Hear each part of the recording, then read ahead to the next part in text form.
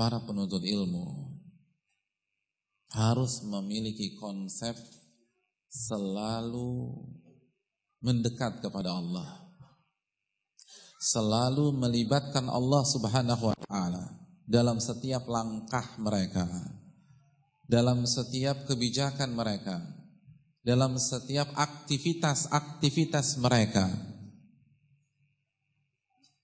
Karena inspirasi mereka adalah surat Ali Imran ayat 191. Alladzina yadhkuruna Allaha qiyaman wa qu'udan wa 'ala junubihim. Mereka adalah orang-orang yang senantiasa mengingat Allah pada saat mereka berdiri, atau pada saat mereka sedang duduk, atau pada saat mereka sedang berbaring.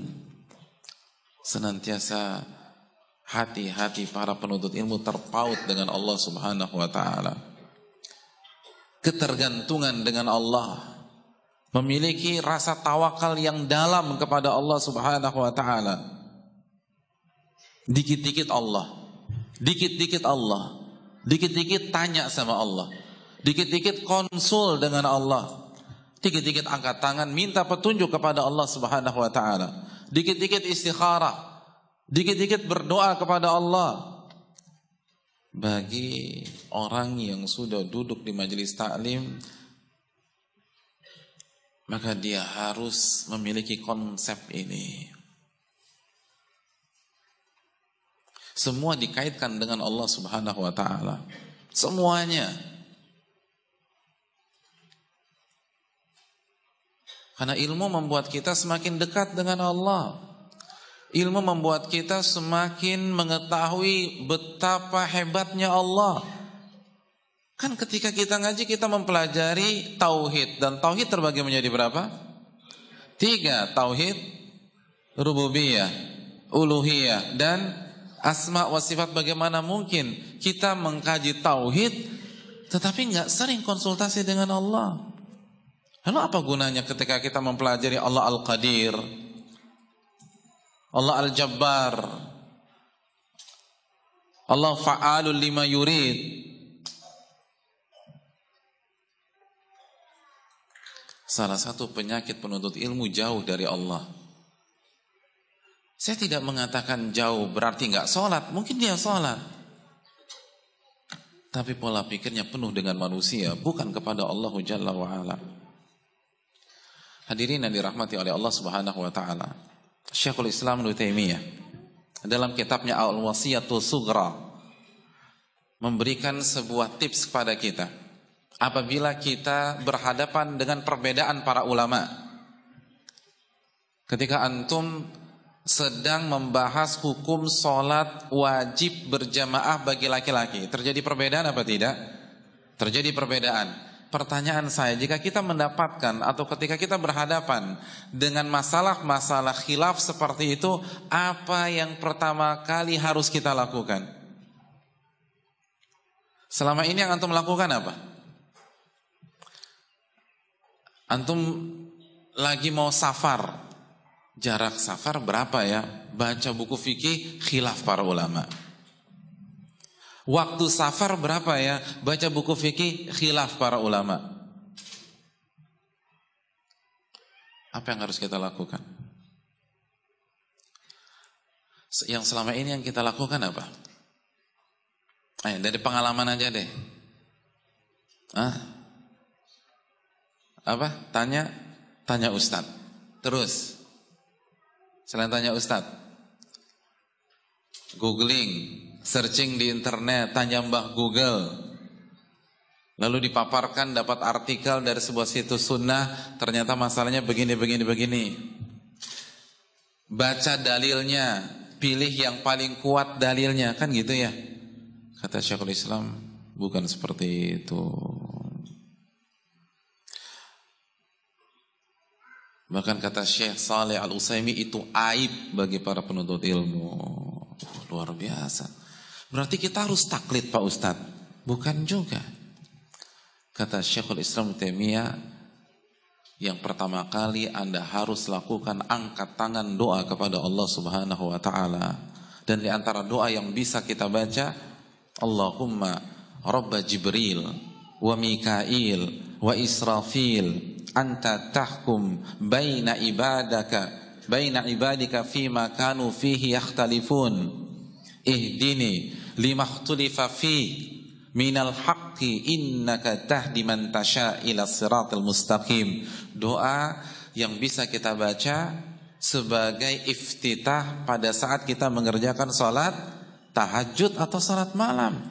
Allahumma, ya Allah, Rabbnya malaikat Jibril, Mikail, Israfil, Engkaulah yang memutuskan jika ada hamba-hambamu yang berbeda pendapat, yang berselisih. Berilah aku petunjuk di dalam masalah yang diperselisihkan mereka. Engkau memberikan petunjuk kepada orang yang Engkau kehendaki ke atas jalan yang benar. Doa kepada Allah. Makanya tadi saya katakan, Syekh Shalih Al-Utsaimin mengatakan, apabila saat kita menghadapi sebuah masalah fikih, masalah ilmiah, yang pertama kali kita lakukan adalah baca dalil, baca penjelasan para ulama, tanya ustadz, kata beliau itu aib, tidak pantas seorang penuntut ilmu melakukan hal demikian. Kenapa demikian? Karena itu menunjukkan minimnya ketawakalannya kepada Allah. Itu menunjukkan bahwa dia mengandalkan otaknya sendiri, mengandalkan daya analisanya sendiri, mengandalkan kecerdasannya sendiri. Hadirin yang dirahmati oleh Allah Subhanahu wa taala, kenapa dia tidak andalkan ilmu Allah, taufik dari Allah, hidayah dari Allah Subhanahu wa taala? Doa dulu baru baca dalil. Doa dulu baru tanya ustaz. Doa dulu baru searching artikel-artikel di internet. Karena kalau Allah nggak kasih taufik, Allah tidak kasih hidayah, itu mau baca artikel 10 kali nggak akan paham. Namun sebaliknya, kalau Allah berikan kita taufik dan hidayahnya, maka kita akan mudah menentukan pendapat yang rajih. Betapa banyak orang baca artikel pertama, artikel kedua, artikel ketiga tetap aja salah bersikap. Baca artikel pertama, baca kedua, baca ketiga, tetap aja yang diikutin hawa nafsu lagi. Tanya Ustadz A, tanya Ustadz B, tanya Ustadz C, cari pendapat yang paling mudah. Karena nggak ada mendapatkan taufik dari Allah, tidak diberikan hidayah oleh Allah Subhanahu Wa Taala. Doa kepada Allah. Para ulama kita itu berdoa minta kepada Allah. Itu yang diajarkan para ulama-ulama kepada kita. Sebagaimana dijelaskan Syekh Sulaiman Ar-Ruhaili, pengisi di Masjid Nabawi, Syekh Shalih Al-Utsaimin sebagaimana yang saya tadi katakan, dan dibahas oleh Syekhul Islam dalam Wasiyatus Sughra. Minta kepada Allah. Kalau dalam masalah ini saja kita lupakan Allah, apalagi masalah kehidupan sehari-hari. Berdoa. Makanya para ulama seperti Syekhul Islam, seperti Abu Hanifah, ketika ditanya dengan sebuah pertanyaan dan mereka tidak bisa jawab, mereka lupa dalil atau jawabannya, apa yang mereka lakukan? Langsung searching internet, istighfar kepada Allah Subhanahu wa taala. Ini gara-gara dosa nih saya jadi lupa ayatnya. Istighfar kepada Allah, ini gara-gara dosa saya lupa hadisnya. Kayaknya dulu pernah baca, tapi berusaha ingat, nggak ingat lagi, gara-gara dosa. Wa ma asabakum min musibatin fa bima kasabat aydikum. Apapun yang menimpa Anda itu kan disebabkan dosa-dosa Anda. Kaitkan dengan Allah.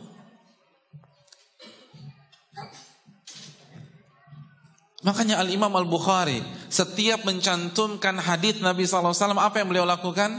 Istikharah. Setiap mencantumkan hadits di Sahih Bukhari, istikharah kepada Allah. Itu penuntut ilmu. Sebelum mencantumkan hadis, konsultasi dulu sama Allah. Kira-kira benar nggak? Jangan-jangan saya naruh hadis di bab yang keliru. Itu otak seperti Bukhari, yang kalau dengar kajian nggak pernah nyatet. Oh, kayak saya dong Pak Ustadz. Iya. Tapi nggak masalah, ini madzhab Bukhari. Jadi antum bisa berargumentasi dengan saya ini madzhab Bukhari Pak Ustadz, nggak masalah. Karena beliau akan catat di rumah secara sempurna. Dan terkadang jarak antara kajian dan rumah beliau 1 bulan perjalanan. Dan saya yakin antum-antum yang gak nyatat akan nyatat di rumah juga.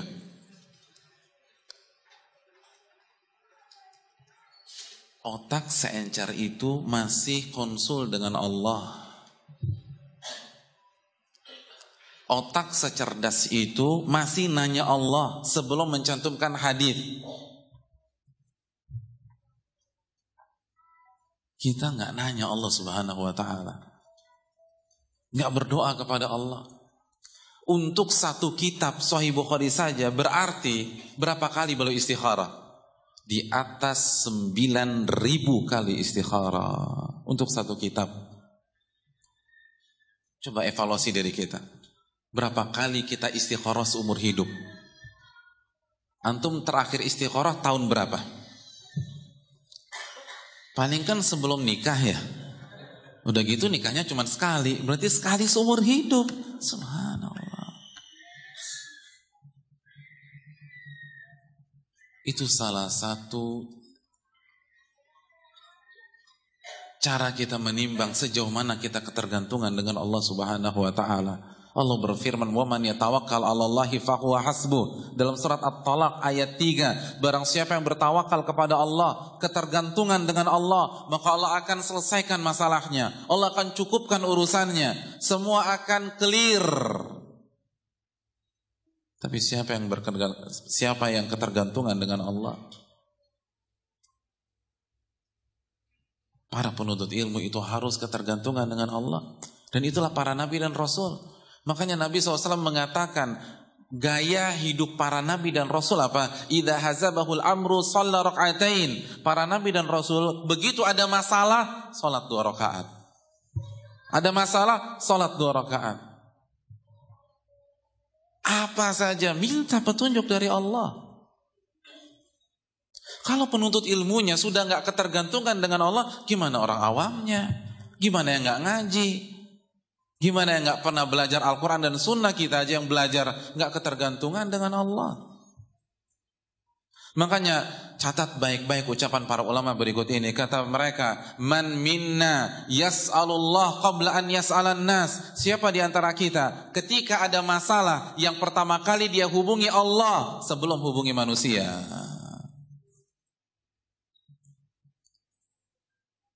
Di tengah jalan mobil antum mati mesin. Siapa yang pertama kali kita hubungi? Orang bengkel kita atau angkat tangan minta kepada Allah Subhanahu wa Ta'ala? Ban motor kita bocor. Siapa yang pertama kali kita hubungi? Hadirin yang dirahmati oleh Allah. Kita dapat telepon dari kampung atau dari daerah asal kita bahwa orang tua kita sakit dan butuh pertolongan segera. Siapa yang kita hubungi? Tetangga kita atau teman kita yang ada di daerah tersebut, atau angkat tangan minta kepada Allah Subhanahu wa Ta'ala? Yang membuat ilmu kita nggak berkah adalah kita melupakan Allah Subhanahu wa Ta'ala. Kita bertawakal kepada manusia. Yang ada di kepala kita si A, si B, si C, si D, si E. Padahal belum tentu dia bisa bantu. Dekatkan diri kita kepada Allah. Ketergantungan dengan Allah. Kun ma'allah, kata para ulama. Senantiasa bersama dengan Allah Jalla wa'ala. Kita punya kesulitan ekonomi, angkat tangan minta kepada Allah. Ada masalah keluarga, doa kepada Allah. Bukankah itu yang dilakukan Nabi Ibrahim ketika Sarah ditangkap oleh tentara Fir'aun? Kok Fir'aun? Iya, Fir'aun di zaman Nabi Ibrahim, bukan Fir'aunnya Nabi Musa. Apa yang dilakukan Nabi Ibrahim? Cari bala bantuan. Yang pertama kali langsung sholat 2 rakaat salam, 2 rakaat salam, 2 rakaat salam. Dan dalam riwayat itu yang dilakukan Sarah ketika sudah berdua-duaan dengan Fir'aun. Yang dilakukan Sarah berwudu sholat. Dan apa yang terjadi? Ia tidak bisa disentuh oleh Fir'aun. Sebagaimana hadis Bukhari. Setiap Fir'aun mau menyentuhnya, sekujur tubuh Fir'aun kaku dan ngemis kepada Sarah. Siapa yang meragukan kekuatan Allah Jalla wa'ala? Minta kepada Allah. Doa kepada Allah Tabaraka wa Ta'ala. Ini kunci sukses agar kita berkah di dalam ilmu kita. Semakin ngaji semakin dekat kepada Allah. Semakin belajar, semakin lebih yakin kepada Allah, semakin lebih percaya kepada Allah daripada percaya sama omongan teman kita, omongan manusia. Karena Allah nggak mungkin bohong. Semakin belajar, semakin tidak pernah melewatkan doa-doa sehari-hari.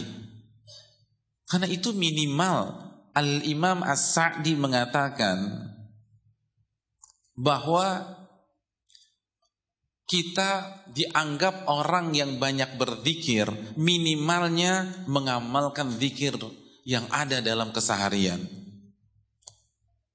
Ketika mau keluar rumah, kita baca bismillah, tawakkaltu 'alallahi la haula wala quwata illa billah. Naik kendaraan, baca bismillah, alhamdulillah subhanalladzi sakhkhara lana hadza wa ma kunna lahu muqrinin wa inna ila rabbina lamunqalibun. Mau pulang ke rumah, baca doa lagi. Doa masuk rumah apa? Doa masuk rumah. Kok nggak tahu? Terakhir pulang ke rumah bulan apa? Kalau tiap hari pulang ke rumah kan nggak mungkin lupa hadirin. Bismillah. Lalu ucapkan salam. Kalau nggak ada orang, kita baca assalamu alaina wa ala ibadillahi sholihin, sebagaimana hadis Ibnu Umar dalam Adabil Mufrad diriwayatkan Imam Bukhari. Ustaz, masa masuk rumah aja baca bismillah? Iya, baca bismillah karena kita butuh sama Allah, ketergantungan dengan Allah Jalla wa'ala. Mau nyetir baca bismillah, mau ngapain baca bismillah. Nabi SAW mengatakan, kullu amrin dzibarin lam yubda bismillah fahuwa abtar. Setiap aktivitas positif yang tidak diawali dengan bismillah, maka hilang keberkahannya. Hadis riwayat Imam Ibnu Hibban dan yang lain-lain, dan dihasankan oleh Al-Imam Abdul Aziz bin Baz rahimahullahu ta'ala. Penuntut ilmu harus dekat dengan Allah dan lebih yakin kepada Allah. Ada apa-apa salat 2 rakaat, ada apa-apa istikharah, minta petunjuk. Mau liburan istikharah. Bahkan kata Syekhul Islam Ibnu Taimiyah, istikharah itu kan bukan hanya untuk perkara-perkara dunia, perkara-perkara akhirat pun istikharah. Selamat bukan hal yang wajib dan sesuai dengan kaidah para ulama. Antum mau datang ke pengajian, ada 2 majelis taklim di waktu yang bersamaan, pilih yang mana? Istikharah. Tunjukkan kita bergantung kepada Allah Jalla wa'ala. Jadi ini yang dilakukan oleh para ulama, makanya mereka dekat, mereka berkah. Al-Muzani rahimahullah setiap menulis bab di dalam buku fikihnya Mukhtasar Al-Muzani itu selalu salat istikharah. Padahal yang ditulis apa sih? Bab wudu, bab tayamum, bab salat, itu istikharah dulu karena khawatir salah. Minta kepada Allah. Dan terbukti Allah berkahi. Sahih Bukhari Allah berkahi sampai hari ini dan insya Allah sampai hari kiamat. Mukhtasar Al-Muzani Allah berkahi sehingga menjadi buku panduan dalam mazhab Syafi'i. Kenapa? Keterkaitan seorang hamba kepada Allah Jalla wa'ala. Oleh karena itu, jangan sampai yang paling sering meluncur dari lisan kita adalah nama-nama manusia, bukan nama-nama Allah Subhanahu wa ta'ala. Kemana tauhid asma wa sifat kita? Minta dan terus minta kepada Allah. Dikit-dikit konsultasi, dikit-dikit tanya, dikit-dikit minta petunjuk. Itulah gaya hidup para penuntut ilmu dari zaman ke zaman, dan diawali oleh para nabi dan rasul alaihimussalatu wassalam. Oleh karena itu hadirin sekalian, senantiasa mendekatlah kepada Allah tabaraka wa ta'ala. Itu kiat yang kedua. Kalau kita bisa ini, maka insya Allah hidup kita berkah. Karena Allah janjikan dalam surat Ghafir ayat 60, Udu'uni astajib lakum, minta kepadaku aku kabulkan.